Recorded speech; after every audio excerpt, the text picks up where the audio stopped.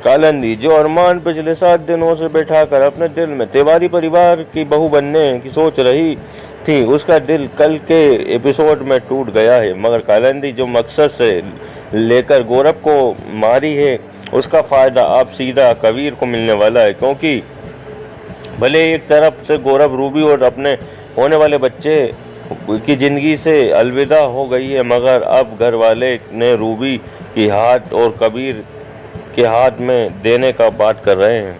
लेकिन केतकी इस मुहिम में बहुत डर रही है और केतकी रूबी से बताएगी कि रूबी कबीर सही लड़का नहीं है।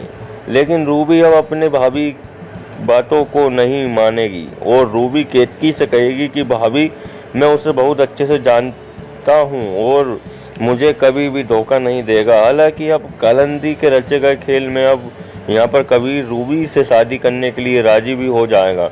लेकिन वहीं आज जब रूबी की माँ उसके कमरे में लाख टूटने के बाद आखिर में जब वो प्रेगनेंसी किट और वो रिपोर्ट जब हाथ लगता है, तब उसे वहाँ पर देखती है कि उस रिपोर्ट के बारे में के पन्ने पर रूबी का ही नाम होता है। और वहीं अब रूबी की माँ या प्रेग्नेंट किट लेकर वहाँ से नीचे आएंगी और वरदान यहाँ पर केतकी से सवाल कर रहे होंगे।